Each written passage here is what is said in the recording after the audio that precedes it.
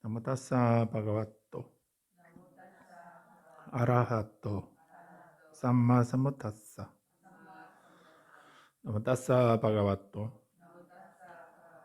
아라하토 삼마 삼부타사. 세상의 존귀하신 님, 거룩하신 님, 올바로 원만히 깨달으신 님, 부처님께 예경하나이다.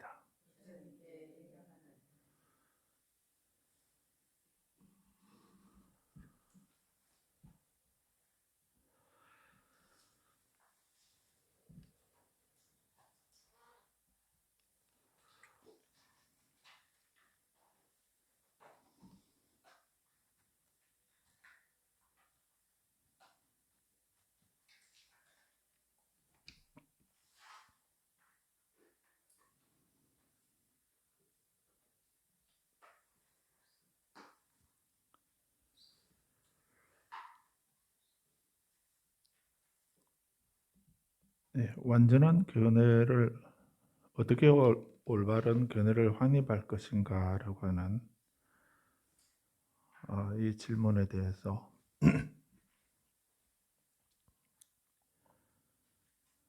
지난주에는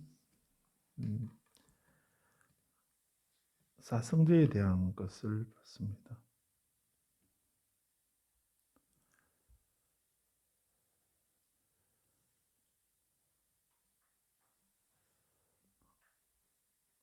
사성제에 대해서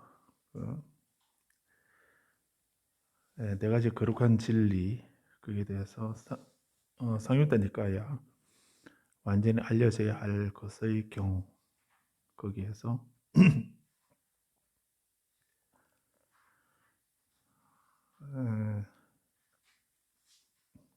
이 품에서는 뭐 여러 가지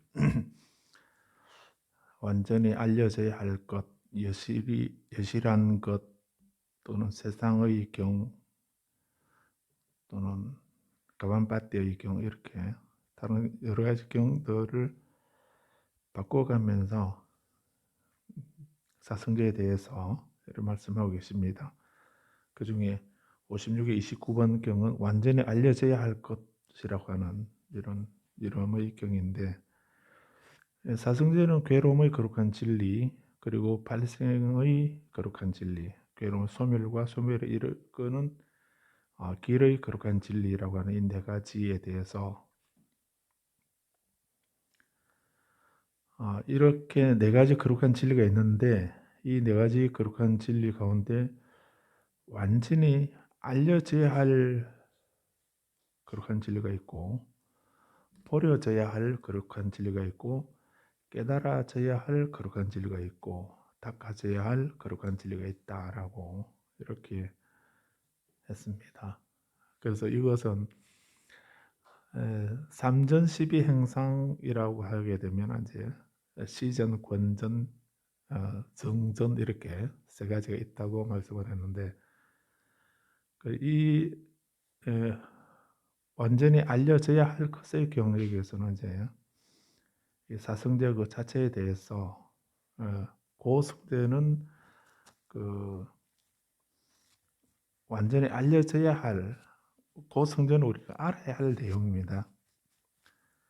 그것은 원인에 따른 결과이기 때문에 그 결과가 어떠한가, 어떠한 모양인가, 어떠한 현상인가 하는 그것을 분명히 자각하는 것입니다. 아는 것입니다. 알고 나면은 그 다음에 그런 그 괴로움이 어떻게 해서 생겼는가라고 하는 것을 이제 얘기하는 것이 집성제인데, 집성제는 그 괴로움을 발생하게 만드는 원인이기 때문에 그 원인은 우리가 제거해야 되죠. 그래서 그 사성제나 십이연기나 부처님이 뭘 깨달으셨는가 하는 것에 대해서 그 한마디로 부처님은 연기법을 깨달으셨다라고 이렇게 말하기도 하지요. 그 사성제도 연기법을 말하는 것입니다. 그 설명하는 방식이 결과를 먼저 보여주고 그 원인을 찾는 이런 설명 방식으로 하고 있는 거죠. 그래서 모든 일이 그 인연과 이렇게 할 때 인연과로 이루어진다 하는 것입니다. 그래서 어떤 결과는 그 결과가 나타나기 전에 먼저 그에 따른 그 간접적인 원인이 있고 직접적인 원인이 있다는 것입니다. 그래서 어떤 원인에 의해서 그 결과가 나타난다 하는 그래서 인연과로 이루어진다라고 하는 이것이 그 부처님 가르침의 가장 핵심입니다. 그래서 이 인연과 어떤 직접적인 원인하고 간접적인 원인하고 이것에 의해서 거기에 따른 어떤 결과가 도출된다는 거. 이것을 연기법이라고 이렇게 말하죠. 그 일정한 공식에 따라서 어떤 법칙이나 공식을 대입을 하게 되면 누가 언제 하더라도 똑같은 결과를 가져오는 것을 뭐라고 그럽니까?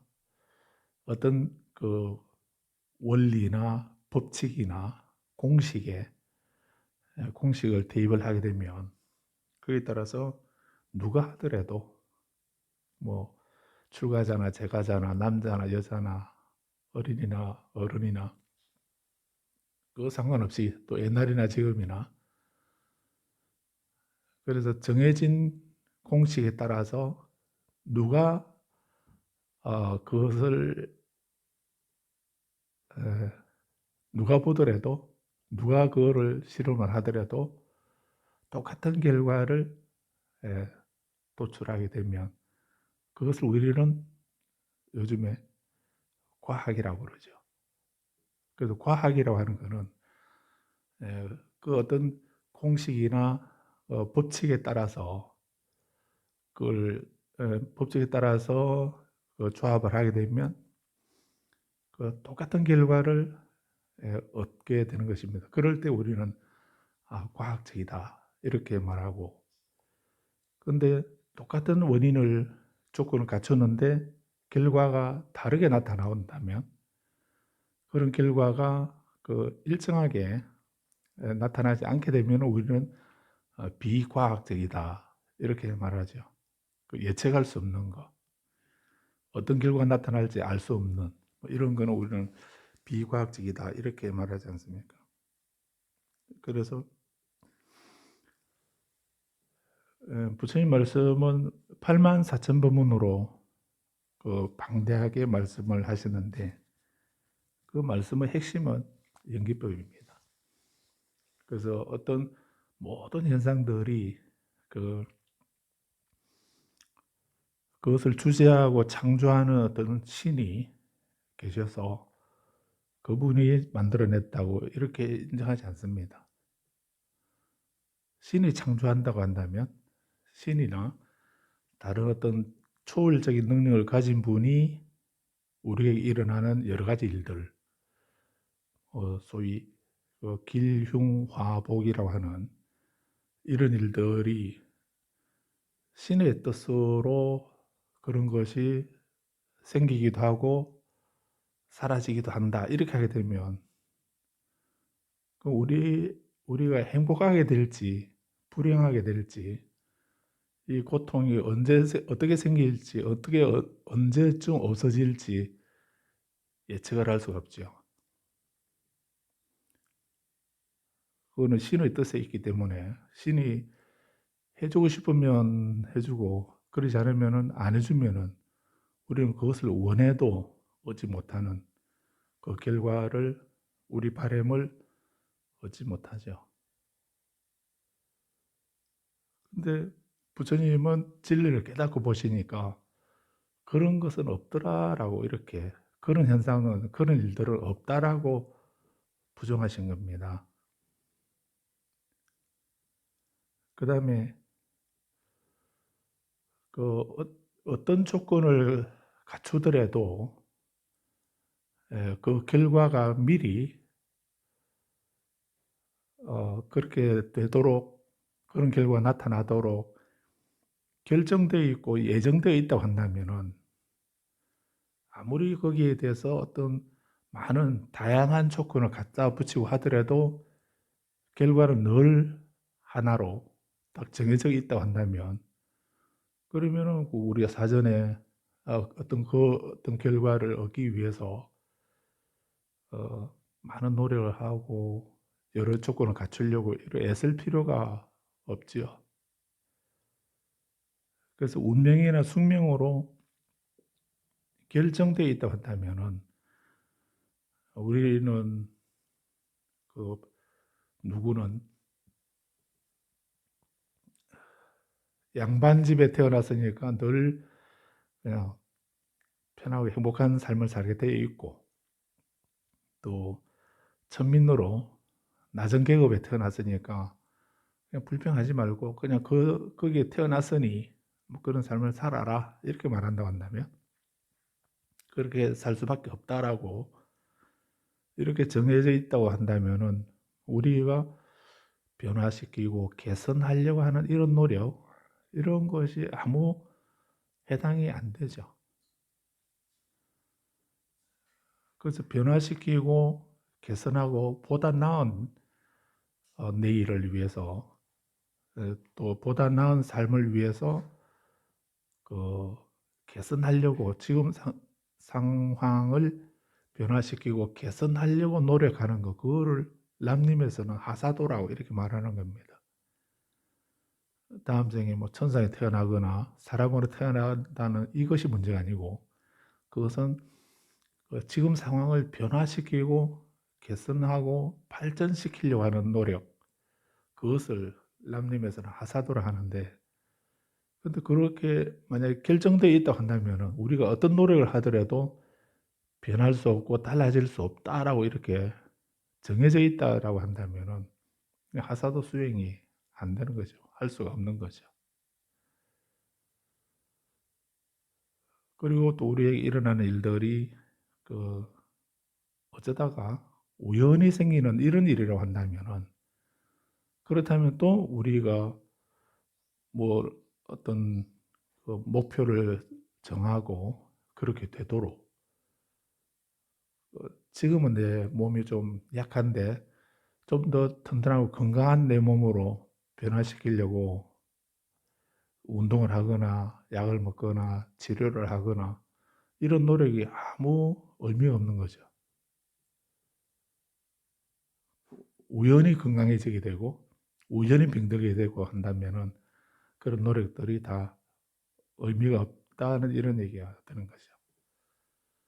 그래서 부처님이 이 세 가지를 부정하신 이유가, 모든 일들이 그렇게 어떤 초월적인 힘에 의해서 또는 어떤 재수가 좋아야 된다, 운이 따라야 된다, 이렇게 우리는 그런 말은 하지만 실제로 그렇게 어떤 되도록 결정되어 있는 그런 어떤 숙명이나 운명이나 이렇게 이루어지는 것은 없다는 것입니다. 우리가 몰라서 그런 것이, 그 내용을 알게 되면은 어떤 일도 그런 일은 없다는 것입니다. 그리고 또 우연히 일어나는 일은 없다는 것. 그래서 부처님이 뭘 깨달으셨는가? 그렇게 난행고행을 하시면서 깨달으신 진리는, 모든 사람들이 그 세 가지 중에 하나를 선택해서 이것이 진리다라고 이렇게 그 말하고 있는 그 분위기, 그 사회에서 부처님도 그렇게 그 세 가지 관점에서 이해를 하려고 이해하시고 이렇게 하시는데, 그런데 그 수행을 하고 고행을 하고 깨달음을 얻으시고 난 뒤에 보니까, 알고 보니까 어떤 일도 예외 없이 그 세 가지에 해당되는 것은 없더라는 겁니다. 큰 일이나 작은 일이나 모든 일들이 내 마음 안에 일어나는 일이나 또 몸 밖에 일어나는 그런 모든 현상들까지 어떤 일도 그냥 원인 없이 그냥 우연히 이렇게 일어나는 건 없더라라고 서로 그 의존해서 서로 의존해서 발생하더라. 조건에 의해서 원인에 의해서 독립적으로 홀로 따로 존재하는 것은 없더라는 겁니다. 모든 존재는 온이든 또 육근이든 육경이든 18개이든 이 세상의 모든 것이 제법이 즉 모든 것이 원인에 의해서 어떤 원인에 의해서 그 결과가 나타나더라. 그 진리를 한마디로 이제 연기라고 하는 것이고 이 연기법은 달리 다른 말로 하면은 적기 과학적이죠. 과학적이라고 신비롭다라고 이렇게 할 수 없는. 그래서 그 서양 사람들이 불교를 그 좋아하는 이유 중에 하나가 그 합리적이라는 과학적이고 합리적이라는 논리적이고 합리적이라는 여기에서 더 쉽게 공감을 한다고 뭐 그렇게 얘기를 합니다.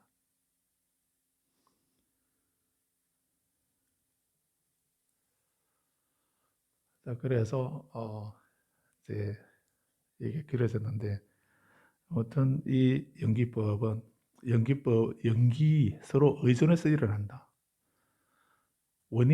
어떤 원인에 의해서 결과가 나타나고 어떤 결과가 나타났다고 한다면 거기에는 필연적인 원인이 있었다. 그렇다면 이제 그 결과가 좋으면은 좋은 결과가 나타나도록 하려면은 좋은 원인을 지어야 될 것이고 또 나쁜 결과를 없애려고 한다면은 그 나쁜 불행한 결과를 초래한 그 원인을 찾아서 그걸 제거하면은 이 불행한 결과는 다시 일어나지 않는 거죠. 그래서 이렇게 부처님은 모든 것은 연기한다 하고 이렇게 말씀하셨는데 그게 부처님 말씀입니다. 말씀의 핵심입니다. 삼법인이라 하면은 무상고무아라고 하는 이 세 가지를 그 삼법인이라고 말하는데 왜 무상한가? 연기하기 때문에 무상한 겁니다. 연기한 것이기 때문에 변하는 겁니다. 왜 괴로운가? 연기한 것이기 때문에 괴로운 것입니다. 왜 무아인가? 모든 연기한 것이기 때문에 모든 것은 연기한 것이기 때문에 거기에 변하지 않는 불변의 실체는 이 연기의 세계와 따로 떨어져서 따로 독립해서 존재하는 것 그런 것은 없다. 이 말이 무아입니다. 여러 번 말씀드렸는데 무아라고 할 때 그 아라고 하는 것이 내가 없다 한자는 내가 없다는 이 말인데 그 나라고 하는 것이 그 인칭으로서 1인칭, 2인칭, 3인칭 옛날에 소시적에 그 들어보신 거 있죠? 나는 1인칭이고 니는 2인칭이고 우리는 3인칭이고 이렇게 할 때 그거를 이제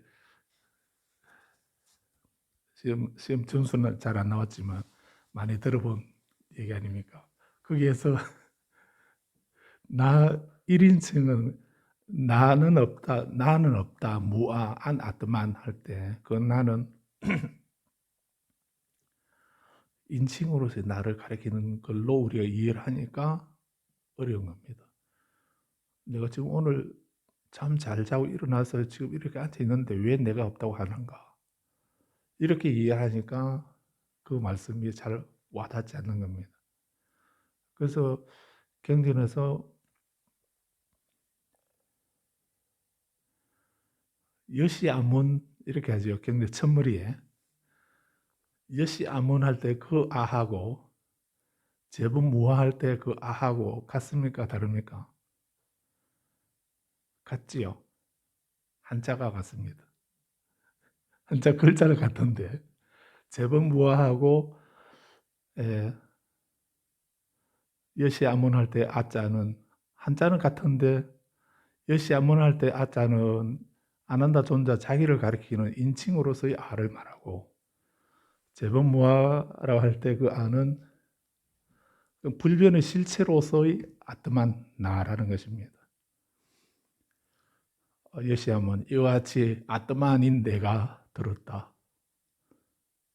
그럼 내가 없다고 하는데 어째서 내가 들었다고 하냐 이렇게 질문하는 사람도 있습니다. 사실은.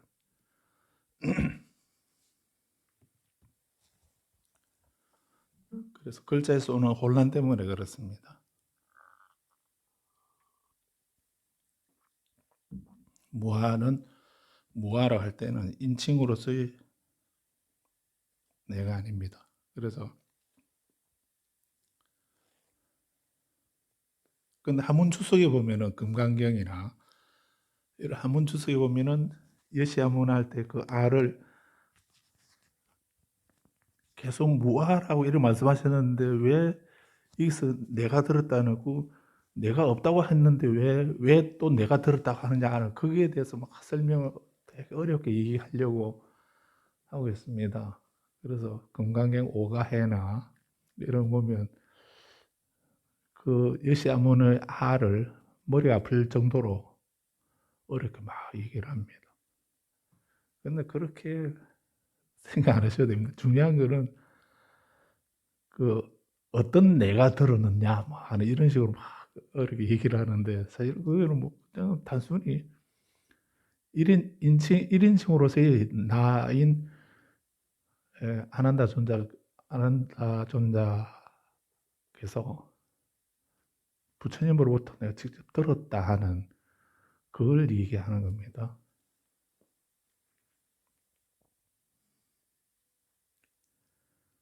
그리고 제법 무아라 할 때 아는 그런 인칭으로서의 나를 말하는 게 아니고 그 불변의 실체로서 연기하지 않는 모든 것은 연기하는데 연기하지 않는 나라고 하는 것이 따로 존재하는 것이 아니다. 그런 것은 없다. 연기하지 않는 것은 없다 하는 말을 한 단어로 무아 이렇게 한 것입니다. 그렇게 이해하시면 됩니다. 그래서 이 연기를 이해하는 것이 그래서 중요한 겁니다. 그 모든 경전이나 논서나 이런 말씀들이 모두 이 연기를 우리 수준에 맞게 다양하게 설명하고 있는 것입니다. 부연 설명하고 있는 거다라고 이렇게 이해하셔도 되겠습니다. 그렇게 이 연기는 한마디로 말하면은 반드시 어떤 원인이 있고 그 조건에 의해서 서로 의존해서 일어난다. 독립적으로 홀로 존재하는 것이 아니고 서로 의존해서 존재한다 하는 그런 말씀인데 우리는 그런 말씀을 공부를 하면서도 배우면서도 뭐 경전 읽을 때만 그 생각하고 평소 일상생활에서는 이제 전혀 그거하고는 별개로 그래도 운이 따라야 되고 그래도 뭐 부처님이 보살펴 주셔야 되고 어떤 신이 또 조상님이 나를 보살펴 주셔야지 이 생각을 한다든지 또 아니면 뭐 때가 되면 뭐 잘 되겠지라고 막연히 기다리고 있다든지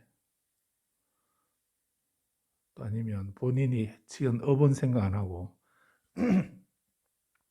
신세를 한탄하고 이렇게 시간을 보낸다고 한다는 것은 어리석은 배우지 못한 일반 범부라고 이렇게 하는 겁니다. 보통 안에서는 대보살인데 밖에 나가면 배우지 못한 일반 범부가 되어가지고 부처님도 생각 안 나고 부처님 가르침도 생각 안 나고 이렇게 된다면 경전을 공부하는 의미가 없어지죠. 그래서 집성제는 그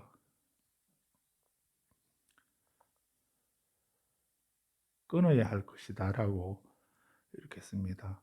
그래서 그 괴로움이라 하는 것이 그 현실에 대한 관찰이죠. 내가 지금 처해 있는 이런 상황들, 그런 그 괴로운, 고통스러운 이런 상태인 것을 처절하게 자각을 하게 되면, 그러면은 이 고통이 왜 생겼는가 하는 거를 생각해야 될 것이고, 그 생각이 나의 어떤 잘못된 집착이나 진리에 대한 무지 또는 잘못된 집착 이런 걸로 해서 이런 괴로움이 생겨났다 하는 것을 알게 될 것이고, 그렇다면 그런 괴로움을 가져오는 그 원인은 우리가 그 버려져야 할 거룩한 진리다라는 것입니다. 그리고 깨달아져야 할 거룩한 진리는 괴로움의 소멸입니다. 괴로움이 소멸된 상태. 우리는 이렇게 귀한 삶을 받아나서 살면서 고통 속에, 그 원망 속에, 그 아픔 속에 그렇게 한 세상 의미 없이 불평불만하면서 그렇게 살다 가기에는 너무나 아까운, 너무나 귀한 시간이고 인생이고 삶이거든요. 이런 삶이 다음에 또 있다고 한다면은, 다음 생에 또 이런 삶이 보장되어 있다고 한다면은, 뭐 지금 금생에는 좀 뭐 그 고통스러워 하면서 징징거리면서 이렇게 살고 다음 생에는 좀 헤헤거리고 살 수 있겠지. 살면 되지. 이렇게 할 수도 있을 겁니다. 그런데 이런 삶은 무상이라는 말이 변한다는 말이고, 단 한 번밖에 없다는 이런 의미이기도 합니다. 일기일회라고 법정 스님이 제일 좋아하신 말. 그래서 우리에게 이런 인생은, 나의 이런 삶은 두 다시 오지 않는다 하는 이런 생각을 하셔야 됩니다. 금생에 이런 삶은 다시는 오지 않는다 하는 이런 생각을 하셔야 됩니다. 그런데 이런 삶을 얻기는 힘든데 잃어버리기는 또 너무나 쉽다고 했습니다. 쌓이는 무수하다. 우리를 죽게 만드는 원인은 뭐 차고 넘친다는 거죠. 그런 불안한 속에 우리가 100년 남짓 살다 가는 건데, 그리고 100년 산다 해도 그 100년은 그냥 금방 후딱 지나갑니다.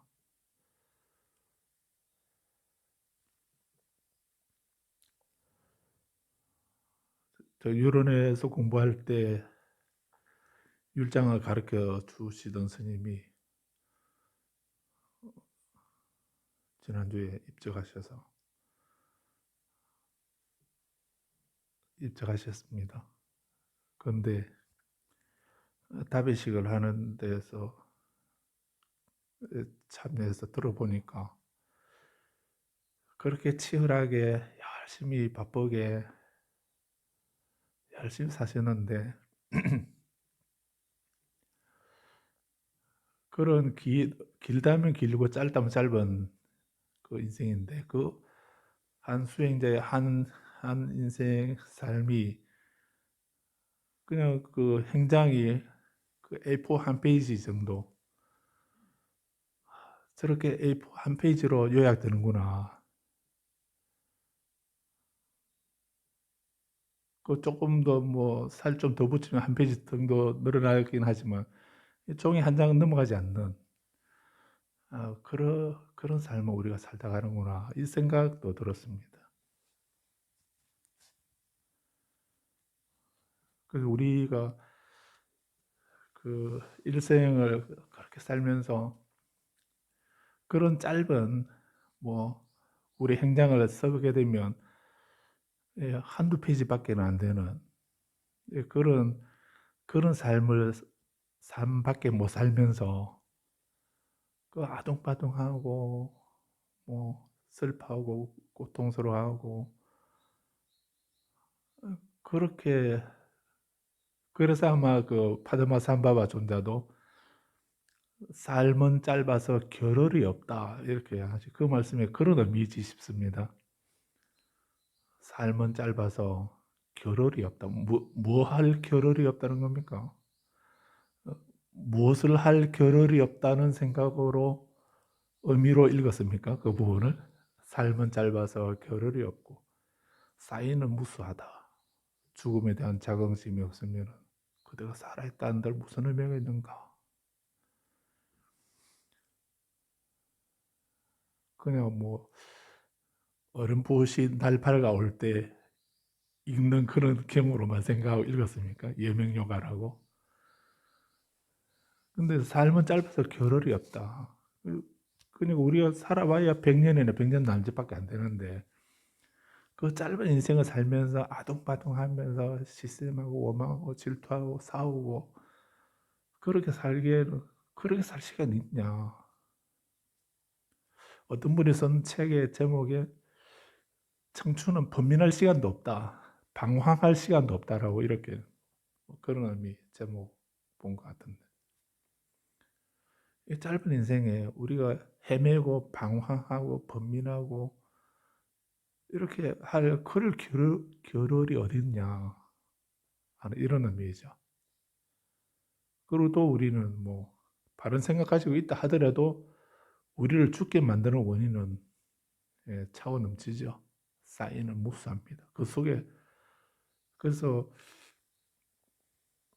어떤 수행자가 선사에게 이 세상에서 가장 기적적인 일이란 무엇입니까? 이렇게 여쭙다고 했죠. 그러니까 그 선사는 독좌대웅봉, 독좌대웅봉, 대웅산에 내가 지금 앉아 있다는 거 이거야말로 가장 기적이다라고 뭐 이렇게 말씀하셨다고 하는데 그 말씀을 독좌대웅봉이라고 하는 말을 지금 우리 입장으로 번역을 하면 지금 내가 이런 속에 이런 세상에서 내가 살아있다고 하는 거 이 자체가 기적이다 이렇게 할 수 있는 겁니다. 그래서 아무튼 우리가 그 멸성제라고 하는 것은 깨달아져야 할 거룩한 진리, 정독해야 할, 성취해야 할, 깨달아야 할 진리 이렇게도 했는데 그거는 말을 어떻게 하더라도 같은 내용입니다. 괴로움이 사라진 상태를 말하는 겁니다. 그 괴로움이 없는 상태. 그래서 우리가 고성제에 대해서 처절하게 그 자각을 하고 그걸 아파하고 이렇게 해야 고가 없는 상태를 갈망하게 되죠. 대충 이 정도면 살만하다. 이렇게 하는 사람은 삶의 변화 없습니다.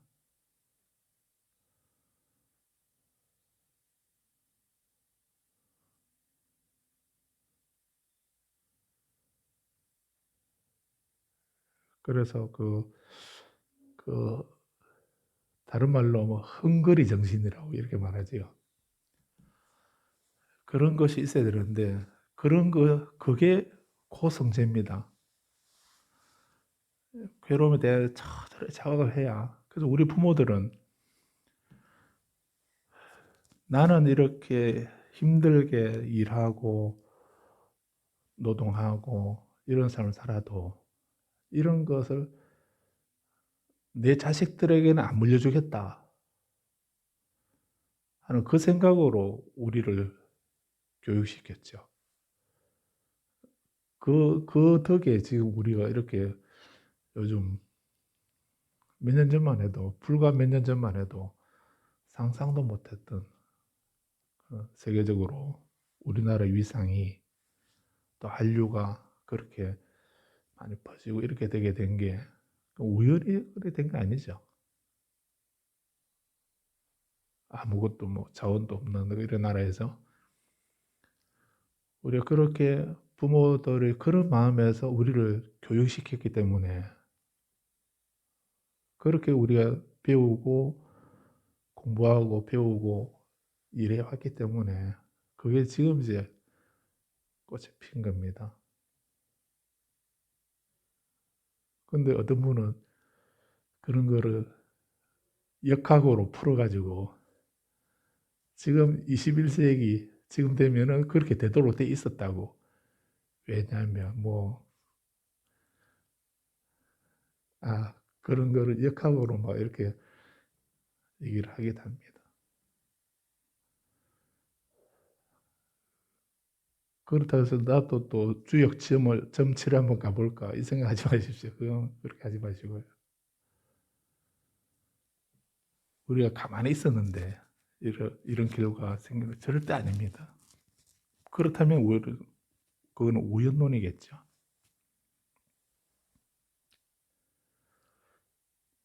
그래서 사성제에서 이 멸성제라고 하는 것이 그래서 부처님은 딱 두 가지만 나는 84,000번문을 하셨지만 나는 두 가지만 말씀한다라고 이렇게 하신 이유가 바로 여기 있는 겁니다. 나는 괴로움과 괴로움의 소멸에 대해서만 말한다. 그래서 우리는 이 멸성제 이것이 우리들의 삶의 목표입니다. 목표여야 됩니다. 그래서 부처님이 이 말씀을 조금 풀어서 우리 수행자의 궁극적인 목적은 무엇인가? 수행하는 목적이 뭔가? 열반의 성취다. 이렇게 말씀하신 이유가 그 열반을 잘못 이해해서 죽음으로 생각하게 되면 그 단별론으로 허무주의로 이 현실을 부정하는 그런 식으로 이해할 수 있겠지만 그 말이 아니고 괴로움이 사라진 상태죠. 내게 주어져 있는 이 짧은 인생을 지금까지는 몰라서 그 긴 시간을 모르고 살아왔는데 이제 알았으니 이제 남아있는 앞으로 내가 살아온 시간하고 살아갈 시간 이렇게 나누게 되면 앞으로 우리가 살아갈 시간은 사실은 얼마 안 남았죠. 누구도 알 수 없습니다. 그렇지만 앞으로 내가 이 세상에서 살아갈 그 시간은 멸성제에서 즉 괴로움이 없는 삶을 살아야 되겠다. 그 괴로움이 없는 근심, 걱정, 번뇌, 괴로움이 없는 그런 삶을 멸성제라고 한 거고 그 상태를 열반이라고 하는 거고 그런 것을 그런 멸성제, 열반의 성취 이러니까 너무 어려워지죠. 그러니까 우리 수준에 딱 맞추어서 좀 낮추어서 번역한 것이 거기는 어떠한 괴로움도 없다. 어떠한 괴로움도 없다는 말은 저게 즐겁다는 얘기죠. 그래서 극락이라고 이렇게 말하고 고성제가 부정하고 더러운 예토라고 한다면은 멸성제는 괴로움이 사라진 깨끗한 땅이라 해서 정토라고 이렇게 한 것입니다. 그래서 이 멸성제는 깨달아져야 할 진리 또는 성취해야 할, 도달해야 할 우리들의 삶의 목적인 것입니다. 그런 삶을 살도록 살아야 되겠다 하는 이런 원을 세우라고. 그래서 이 말을 조금 풀어서 금강경에서는 일체 중생을 한 중생도 남김없이 내가 다 무예열반에 들도록 하겠다 하는 이런 원을 그 열반을 성취하지 못한 사람이 다른 사람을 열반에 들도록 이렇게 이끌어 줄 수 있습니까? 앞을 보지 못하는 사람이 다른 사람의 길 안내해 줄 수 있습니까? 불가능하다고 경전에서도 얘기하지 않던가요? 그래서 법을 아는 내가 진리를 알아서 내가 그런 삶을 사는 것처럼 일체 중생도 한 중생도 남김없이 다 그런 열반의 상태를 멸성제에 도달할 수 있도록 이렇게 이끌어주고 도와주는 그런 삶을 살아야 되겠다 하는 원을 세우라는 거예요. 그게 보살은 어떻게 살 것인가? 응운하주 저희들은 어떻게 살아야 됩니까? 이렇게 질문했을 때 부처님이 하신 첫 번째 대답이었습니다. 그런 원을 세워라. 즉 멸성제 정토의 삶을 살아라. 이런 말씀이겠죠. 자신만이 그래 사는 것이 아니라 일체 중생도 다 함께 한 중생도 남김없이 다 정토의 삶을 살도록 하는 것. 이것이 부처님의 원이고 보살의 원이라고 그런 원을 가져라고 이렇게 하신 겁니다.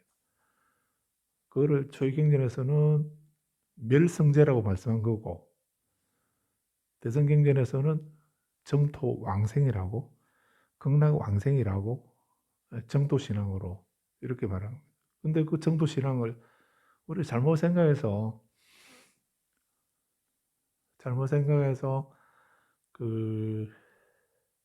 그냥 어떤 탈핵 신앙으로 이렇게 이해하면 그건 불교 아닙니다. 그렇게 한다면. 언젠가 말씀드렸는데 삼국유사에 보면 욱면이라는 욱면이라는 그 노비가 있었습니다. 그래서 그 하인이 사실은 신라 불교는 귀족 불교였습니다. 귀족들이 신앙하는 그런 귀족 종교, 귀족 불교였습니다. 그런데 이제 그런 귀족들이 믿는 그런 종교였는데 의상대사, 원효대사, 대한법사 뭐 이런 그런 위대한 스승들이 이제 불교를 모든 사람이 부처님을 알 수 있도록 이렇게 가르쳐 주신 거죠. 그분들이 뭐 교학적으로 뛰어난 그런 스님들이다 하는 것도 중요하지만은 더 중요한 것은 만인이 믿을 수 있도록 연불할 수 있도록 이렇게 해준 그 공로가 더 중요합니다. 그래서 웅면이 이제 그 집안의 그 여자 노비였는데 근데 주인 마님이 절에 가게 되면 이제 그 몸종이었죠. 그러니까 이제 모시고 절에 주인이 기도하러 가면 따라서 가는데 그때까지만 해도 그 법당에는 그런 천민들은 법당에 못 들어갔다는 겁니다. 또 주인이 들어가 있는데 옆에서 같이 기도하고 이렇게 하게 되면 그 주인 마님 위상이 떨어진다고 생각했는지 그럼 못 들어가고 바깥에서 기도 마치고 나올 때까지 밖에서 그냥 대기하고 있는 이런 식이었다는 겁니다.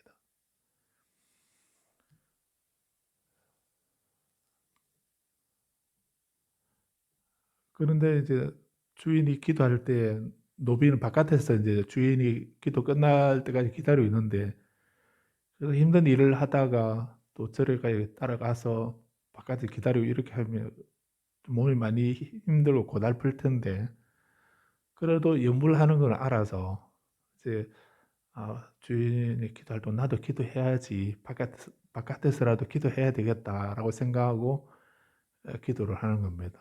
그 남아미타불 염불을 하는데 그 기도해 보셔서 아시죠? 처음에는 이렇게 기도하다가 남아미타불 이렇게 하다가 손이 자꾸 아래를 처지게 되고 아니면 손이 이렇게 합십지조 이렇게 하죠. 열 손가락을 맞붙이고 이렇게 하는 건데 손바닥이 서로 맞닿아야 되죠. 견실 합장이라고 이렇게 하는데요. 이렇게 합장해야 되는데 처음에는 이렇게 하다가 나중에 보면 이제 이렇게 손가락이 벌어지고 이렇게 되거나 또 손도 이렇게 아래로 처지게 되고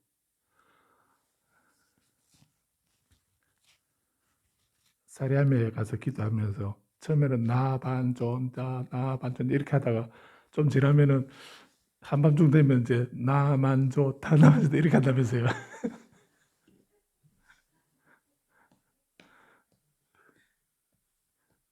선진각에 가서 기도할 때도 사랑 대신 하다 나중에 사랑 대신 이렇게 그러니까 생각 놓쳐버리면은 그렇게 바뀌어버리는 겁니다. 그러니까 운명도 처음에 이렇게 합정을 기도하는데 피곤하게 졸리지 않습니까? 그러니까 졸려서 기도는 해야겠는데 졸리니까 손이 저절로 아래 처지게 되고 합장이 풀려지지 않습니까? 그래서 운명이 이래서는 안 되겠다 싶어서 손바닥을 구멍을 뚫어가지고 손바닥을 이렇게 구멍을 뚫어서 안 풀리도록 지금 뭐 좋은 접착 테이프 같은 걸 이렇게 감아놓으면 괜찮을 텐데 그런 게 없었으니까 그 손바닥에 구멍을 뚫어서 이렇게 묶고 그 묶은 것을 앞에 이게 나무 가지에 다 매달아서 이렇게 합장하고 기도를 했다는 겁니다. 그러고 작겠습니까? 손바닥에 구멍을 뚫어서 매달아 놨으니까 조그만 손이 처지게 되면 바로 그 살이 찢어지는 그 아픔에 또 깜짝 놀라서 깨고 뭐 이렇게 했겠죠. 그렇게 기도를 했다는 거예요. 그 어느 날 또 그를 가서 기도를 하고 있는데 법당에서 주유 스님이 이제 그 마님하고 대중들하고 기도를 하는데 갑자기 공중에서 소리가 들리는 거예요. 저 바깥에 있는 옥면이 법당에 와서 기도를 하도록 해라 라고 이렇게 소리가 들리더라는 그 옥면이 누구냐라고 이렇게 주유 스님은 처음 들어보는 이름이라서 옥면이 누구죠? 하며 돌아보니까 그 마님이 우리 집 몸종인데요. 어디냐 물으니까 저 바깥에 있을 거라고. 가서 보니까 손을 묶어서 기도를 하고 있더라는. 그래서 들어와가지고 법당에서 같이 이제 기도를 하도록 해주었다는 거예요. 조금 기도를 하니까 갑자기 옥면이 법당에서 서서 기도를 하고 있는데 몸이 공중부양하기 시작하더라는 거예요. 옥면이 몸이 공중으로 둥둥둥 떠더니 그 법당 천장을 뚫고 그냥 바로 극락으로 가버리더라고. 그래서 한 사람이 법당 천장을 뚫고 그 극락으로 바로 산채로 생천을 해버려지니까 그 법당에 한 사람이 지나갈 정도 구멍이 났을 거 아닙니까?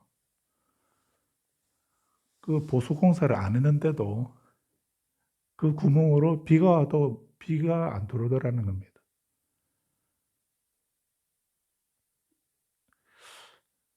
믿거나 말거나가 아니고 적어도 이련 스님이 그걸 써줄 때는 그 얘기가 전해지고 있었답니다. 그래서 상문 유사에 그렇게 표현되어 있습니다. 그 천장에 구멍이 나는데 그게 비가 와도 그 메꾸지 않았는데 그대로 놔뒀는데 비가 와도 그쪽으로 빗물이 들어오지 않더라라고 그런 얘기를 하고 있습니다. 그래서 뭐 신화 같은 이런 얘기라고 생각할 수 있는데 예, 그거를 신화라 하더라도 그 얘기에서 중요한 거는 그 집 마님은 극락을 바로 생천을 못했는데 왜 웅면비가 그 노비였던 웅면이 어떻게 해서 그 산채로 바로 법당 천장을 뚫고 극락왕생하게 됐는가 하는 그 문제죠. 노비였으니까 그에 대한 처절한 자각이 있었고 그래서 괴로움이 없는 정토 극락왕생을 바란다는 것은 다음 생에 극락 가겠다는 이런 의미로만 이해하지 마시고 그래서 우리에게 내게 살아있는 이 앞으로 살아갈 시간 동안 괴로움이 없는 삶을 사는 거 그것을 정토의 삶이라고, 극락왕생이라고 이렇게 이해하셔도 되고, 또 열반의 성취다라고 이렇게 이해하시면 됩니다. 그렇게 이해를 하셔야 됩니다. 그래야 그게 부처님 말씀이 되지.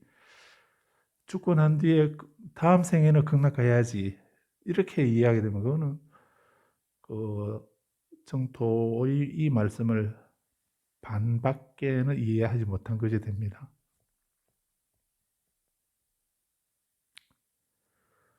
그래서 멸성제를 그 깨달아져야 할 거룩한 진리라고 하는 것을 명심하시고, 그래서 우리가 요즘에는 그 정토신앙에 대해서 두 가지 흐름이 있습니다. 아예 정토신앙 자체를 그거는 뭐 주술적이고 탈핵적이다 이렇게 해서 그렇게 생각하는 사람이 있는가 하면, 아니면 뭐 극락왕생이나 정토 왕생하는 이런 삶을 아예 생각 안 하고 그냥 내 마음 하나 다스리면 되지 뭐 이렇게 쉽게 생각하면서 별로 그 극락왕생이나 정토의 삶을 희구하는 이런 것이 요즘에는 우리 불자들에게 그런 생각 많이 옅어진 것 같은 그런 느낌이 듭니다. 그래서 이 멸성제를 우려보면서 그 정토의 삶에 대해서도 한번 생각해 보도록 하시면 좋겠습니다. 그러면 그 멸성제는 괴로움이 없는 상태를 어떻게 성취하는가? 또 부처님이 우리에게 가피를 주시게 되면 우리가 그거를 이루게 되는가? 그건 아니죠. 그래서 괴로움을 소멸로 이끄는 거룩한 길의 거룩한 진리는 닦아져야 된다라고 했습니다. 닦아져야 된다는 거. 그 괴로움이 없는 삶이 결과이지요. 그 괴로움이 없는 삶을 살게 만드는 원인은 무엇인가? 그게 도성제, 팔정도라는 얘기입니다. 그 이름에 걸리지 마시고 팔정도, 누가 또 그 소성불교는 팔정도고 대성불교는 육바라밀이고 이렇게 그렇게 얘기하기도 하는데, 그런 분류 방법이나 그런 말에 끄달리지 마시고 팔정도든 육바라밀이든 내가 해야 된다는 거, 내가 그 삶을 살아야, 그런 삶을 살아야 그 열반을 성취하고 바라미를 완성하고 정토에 왕생하고 이렇게 하게 된다는 것을 말하는 거고, 그것을 그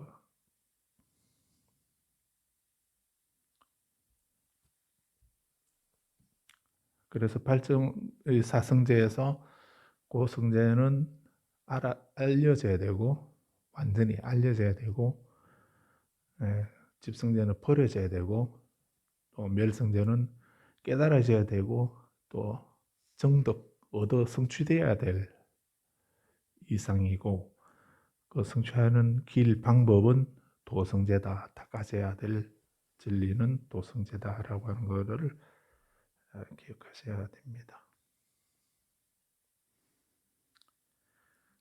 17절을 오늘 본다고 말씀드렸는데 71페이지 17절 16절에서 비구들이 또 다른 부모는 없습니까? 라고. 그래서 이렇게 사성제나 또 시박을 버리고 집선을 행하는 것이라든지 하는 이런 것이 그 우열이 있다라고 생각하시면 안 됩니다. 그래서 이 비구들이 그 사성제 이 가르침에서 뭐 부족해서 또 다른 법은 없습니까? 라고 이렇게 물은 것이 아니라는 겁니다. 이것이 궁극적인 가르침이 아니라서 더 깊은, 더 심오한 가르침이 또 있습니까? 이렇게 물은 것이 아닌 겁니다.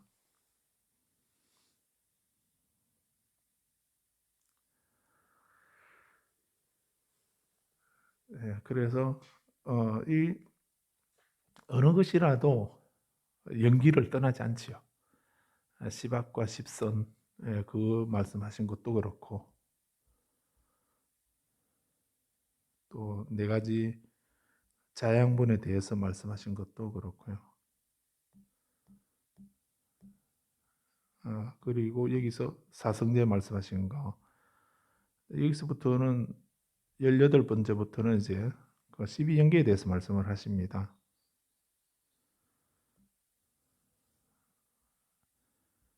그래서 이 말씀들이 그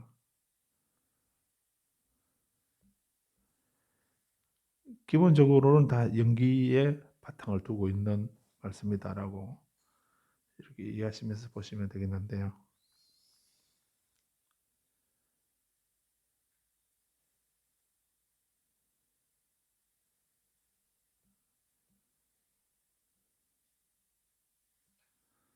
어, 20번에서 이제 17번에서 이제 사성제를 말씀하셨고 20번에서 이제 오늘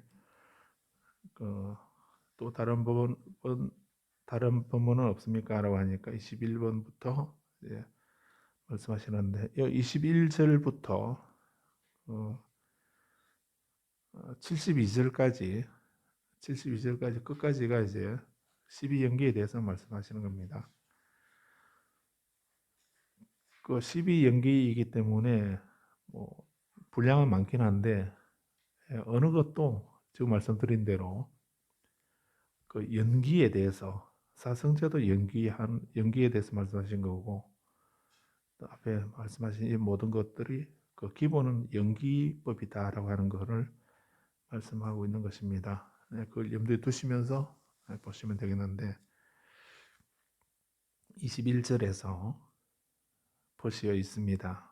고귀한 제자가 늙고 죽음을 알고 늙고 죽음의 생성을 알고 늙고 죽음의 소멸을 알고 늙고 죽음의 소멸에 이르는 길을 잘 알면 그만큼 올바른 견해를 지니고 견해가 올바르게 되고 가르침에 흔들리지 않는 확신을 갖고 올바른 가르침을 성취합니다. 라고 해서 그 12연기의 맨 마지막 노사우비고네 거기서 늙고 죽음을 지금 얘기하고 있는 것입니다. 그래서 우리 원음지송에 그 부처님 원음지송에 12연기 분별경이 있죠. 연기에 대한 분석의 경 이렇게 했는데 네, 이거 이 내용이 이대로 들어와 있다라고 하면 이해해도 되겠습니다. 그래서 이 12연기에 대한 분석의 경 이것을 잘 읽어서 12연기가 어떤 의미인가라고 하는 것을 이해하는 것이 중요합니다.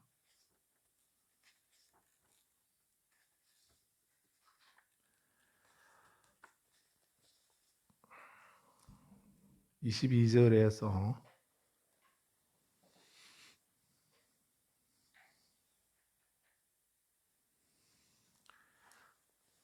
어떤 것이 늙고 죽음이고 어떤 것이 늙고 죽음의 생성이고 소멸이고 소멸에 이르는 길인가? 늙고 죽음이란 무엇인가? 낱낱의 무살의 유형에 따라 낱낱의 무살이 늙고 노쇠하고 쇠약해지고 백발이 되고 주름살이 늘고 목숨이 줄어들고 감관이 노화되는 이것을 퍼뜨려 늙음이라고 부른다. 또 죽음이란 뭔가 낱낱이 무살의 유형에 따라 낱낱이 무살이 죽고 멸망하고 파괴되고 사멸하고 사멸은 뭐 윤회 속의 죽음을 말한다라고 그 완전한 단멸로서의 죽음이 아니다라고 이렇게 주석에서 말하고 있습니다. 사멸한다고 하는 말은 그래서 완전히 단멸론으로서 죽으면 모든 것이 끝나고 없어져 버리는, 죽고 나면은 아무것도 없다라고 이렇게 말하는 그런 의미의 삼일이라고 하면은 이건 단멸론이라고 말합니다. 그래서 우리가 죽고 난 뒤에 어떻게 되는가, 그렇게 됐어. 그 부처님은 단멸론을 부정하고 계시죠.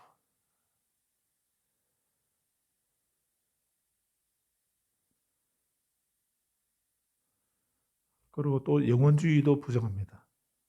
그런 것이 영원히 존재한다 하는 이 영원주의도 부정합니다. 그 연기법을 보면은 이 단멸론도 부정이 되고 또 영원주의도 부정이 됩니다.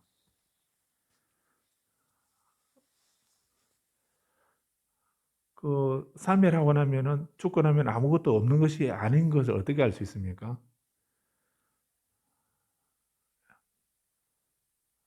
12연기에서 이제 무명으로 해서 행이 있게 되고 행을 조건으로 식이 일어나고 식이 생겨나고 이런 거 보게 되면 앞에 것이 사라진다 해서 뒤에 아무것도 없는 것이 아니고 앞에 것이 원인이 사라지면서 뒤에 결과가 연기하는 거죠. 그래서 이런 유전 연기를 보면은 단밀론을 극복할 수가 있는 겁니다. 그래서 죽고 난 뒤에 아무것도 없다라고 하게 되면 연기가 성립이 안 되는 겁니다. 그래서 그렇기 때문에 우리가 늙고 죽는다라고 이렇게 할 때 이 사멸이 이제 무명에서 시작해서 태어나고 늙고 병들고 죽게 되면은, 그래서 윤회가 끝난다라고, 죽으면은 이제 아무것도 없는 상태가 되어서 이제 끝난다라고 이렇게 하게 되면은 단멸론이 되겠죠. 그래서 여기서 파괴되고 사멸하고 할 때 이 사멸이 완전히 없어지는, 아무것도 없다고 하는 그런 단멸론으로서의 죽음이 아니라는 겁니다. 죽게 되면 그 죽을 때에 그 끝나는 것이 아니고 우리 죽고 나면은 49세 지내줘야 되죠. 49세를 안 지냅니까? 49세 왜 지내죠? 죽을 때에 이제 재생연결식이라고 하는 그 업이 다음 생으로 넘어가는 겁니다. 그 업이 있어서 살아있을 동안에 지은 선업도 있고 악업도 있고 이런 업이 있기 때문에 그 업 때문에 다음 생에 다시 또 세형을 태어나게 되는 겁니다. 태어나기 싫어도 금생은 좀 많이 살아봤으니까 다음 생에 이제 안 태어나고 싶다 라고 생각을 해도, 태어나기 싫다고 생각을 해도 지어놓은 업이 있기 때문에, 뿌려놓은 씨앗이 있기 때문에 다음 생에 또 태어나게 되는 겁니다. 또 염라대왕이 뭐 바쁘게 와가지고 호구조사하고 뭐 다 이렇게 기록을 보고, 예, 우리들의 오른쪽에는 선업을 기록하는 신이 있답니다. 오른쪽 어깨에는. 왼쪽에는 우리들의 내가 지은 악업을 기록하는 신이 있답니다. 그래서 신장 기도할 때 보면은 그런 구절이 있거든요. 예, 우측 주동 장선신, 좌측 주동 장악신, 이렇게.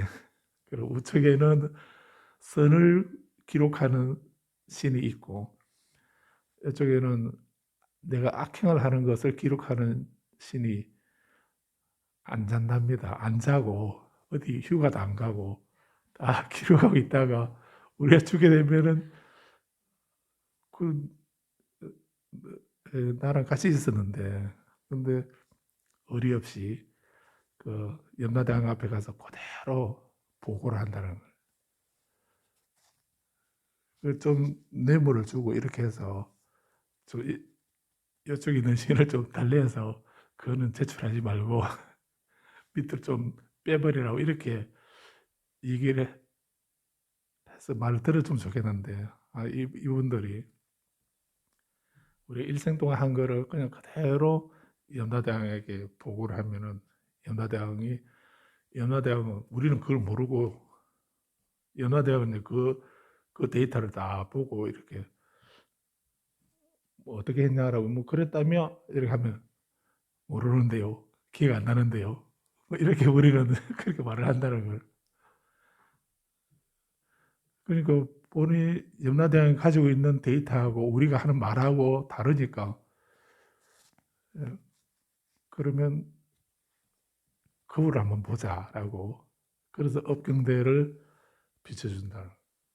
그래서 거울은 거짓말을 안 하니까 있는 그대로 비춰놨다고 하죠. 그래서 바로도 태도를 해서 거기 가서 거짓말을 하려고 하지 마십시오라고 이렇게 얘기하고 하지요. 어버이 거울을 비춰보면은 두 쪽에 있는 신들을 다 고에 바쳐가지고 다 염라대왕이 알고 있으니까 거기서 변명하고 뭐 모른다 하고 이렇게 하려고 하지 말라고 이렇게 하지 않습니까? 아무튼 우리 이거 삼위한다는 것이 단밀이 아니라는 겁니다. 그래서 이렇게 12연기를 보면은 이제 단멸론하고 또 영혼주의가 사라집니다. 그거를 극복할 수 있는 논리가 12연기입니다. 그 영원한 것이 없다고 하는 것을 어떻게 알 수 있습니까? 영원한 것이 없다고 영혼주의를 극복하는 영원하지 않다고 하는 것을 증명하는 것이 무명이 다하면은 무명이 없어지면 행이 없어지고 행이 없어지면 식이 없어지고 생이 없으면은 노사 우비고뇌가 없다. 이렇게 그게 이제 환멸령이라지요.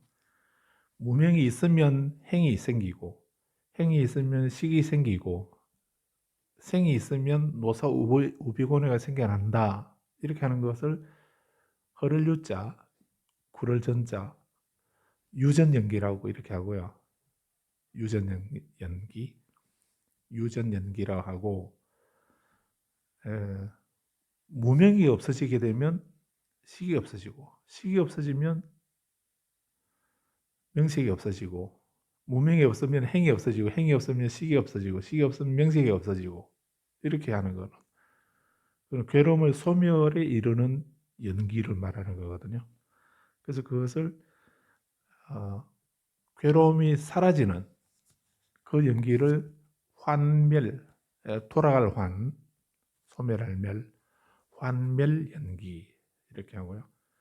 괴로움이 생겨나는 과정, 괴로움이 생겨나는 연기를 말할 때는 그는 유전 연기. 그래서 유전 연기 이걸 보게 되면은 우리에게 고가 왜 생겨나는가? 맨 처음에 말씀드린 신이나 운명이나 우연이 아니고 연기한 거다라고 하는 것을 알 수 있죠. 그래서 유전 연기는 그 단밀론을 극복하고요. 환밀 연기는 영혼주의를 극복한다라고 이렇게 말씀을 하죠.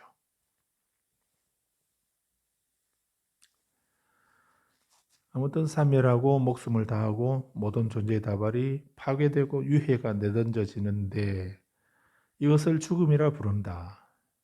이와 같은 늙음과 이와 같은 죽음을 벗들여 늙음과 죽음이라 부른다. 태어남이 생겨남으로 늙고 죽음이 생겨나고 태어남이 소멸함으로 늙고 죽음이 소멸한다. 늙고 죽음의 소멸에 이르는 길이야말로 8가지 성스러운 길 8정도이다. 올바른 견해와 사유 언어, 행위와 생활, 정직과 책임 집중이다.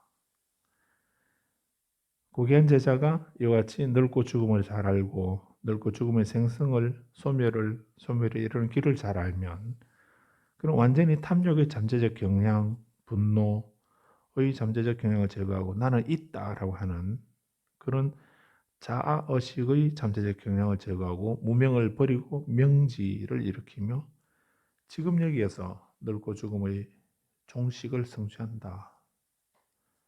이렇게 하면 고귀한 제자는 올바른 견해를 지니고 견해가 올바르게 되고 가르침에 흔들리지 않는 확신을 갖고 올바른 가르침을 성취한다.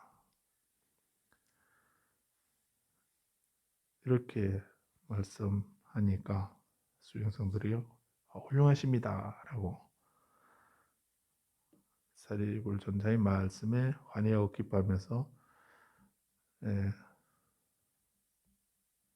또 다른 법문은 없습니까? 라고 합니다.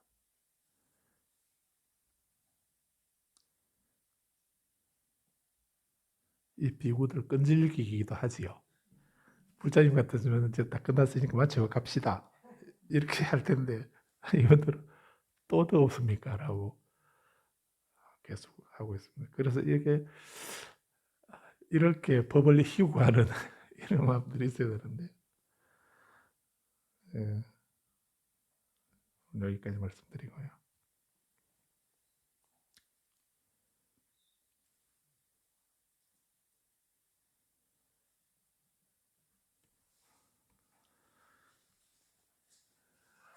그래서 여기서 보게 되면은 그 12연기를 전부 다 해야 된다는 건 아니죠. 12연기를 다 처음부터 무명에서부터 노사까지 이걸 다 관찰하고 해야만 해탈을 얻는다는 이런 말이 아니고요. 어디에서든지 그 연기를 알면은 바로 그래서 그 노사에서 노사 늙고 죽음의 이 상태에서 이것을 잘 알고 그 생성을 잘 알고 소멸을 알고 소멸 이런 길을 알게 되면 바로 해탈을 얻게 되는 이런 것이기 때문에 그래서 꼭 12연기면 12가지 다 사성제면은 고진멸도 4가지 다 또 팔정도면 뭐 또는 37저도품이면 37가지 전부 다 8만대장경 전부 다 이런 말이 아니고요. 그런 게 아니고 예, 어떤 상태에서도 그 생성과 소멸 그 연기법을 잘 알고 그 원인을 잘 알고 소멸을 잘 알고 그 소멸에 이르는 길을 잘 알게 되면 즉 연기법을 알게 되면 바로 해탈을 얻게 된다 하는 그런 말씀이죠. 그래서 우리가 노사에서 해탈을 얻거나 또는 생에서 얻거나 또는 뭐 취에서 얻거나 애에서 얻거나 내지 무명에서 얻거나 어디에서라도 본인이 거기에서 그러니까 화두에서도 그 37,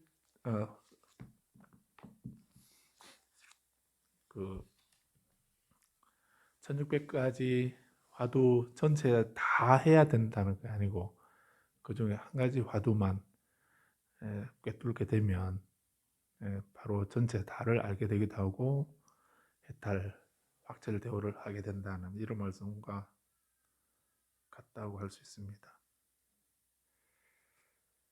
자, 여기까지 하고요. 3배 올리고 마치겠습니다. 55분까지 명상하겠습니다.